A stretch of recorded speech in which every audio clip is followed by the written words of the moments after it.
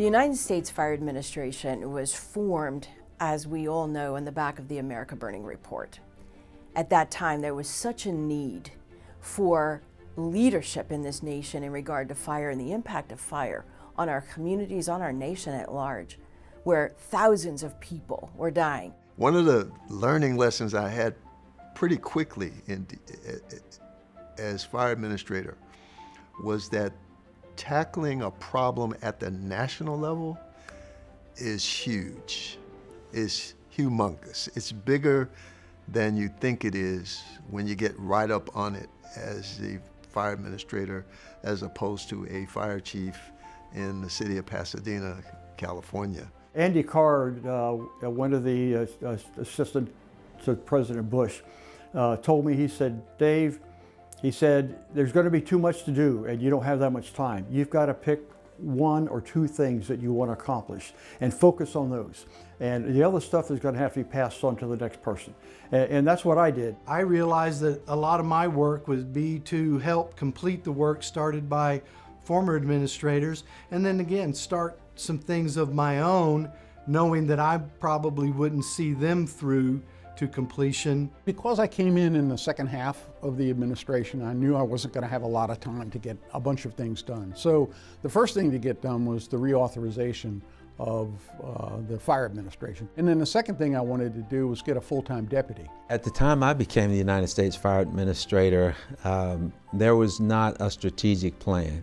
And it was my goal to establish a strategic plan early on as United States Fire Administrator. When I read the strategic plan of the USFA, I saw that I was in real total agreement with what the vision was, what the mission was, and what goals were set. I came on board right as 9/11. In fact, they were supposed to make my announcement on that particular day. So what we learned during that event, working with the New York Fire Department, is that we were not all on the same page. Yes, a lot of people were using Incident Command, our National Incident Management System, and some were not. It was like the Tower of Babel at times.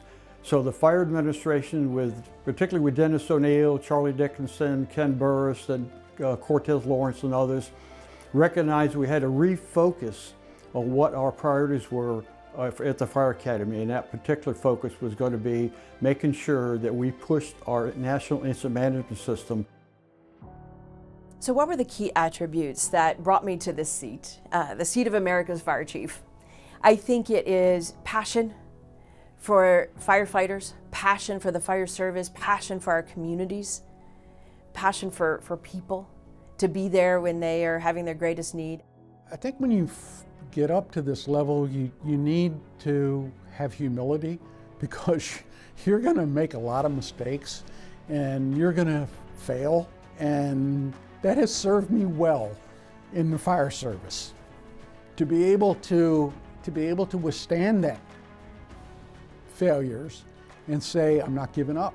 Earlier on, I recognized that my purpose in life was to serve. And to me, that's what brought me to that point of being able to serve as the U.S.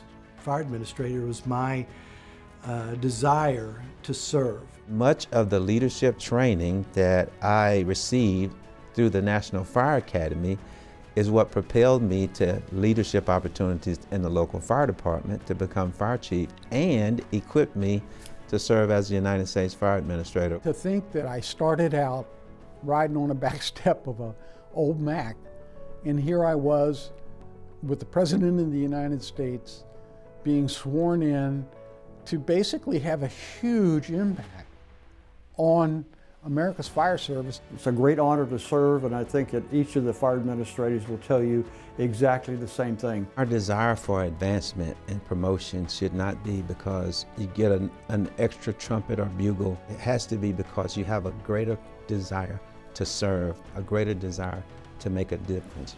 It's really boils down to service and committing yourself to serving others in whatever way. I took this on not because I wanted another job, but I thought I brought something to the table that could be a benefit and service to the United States, and that's very rewarding.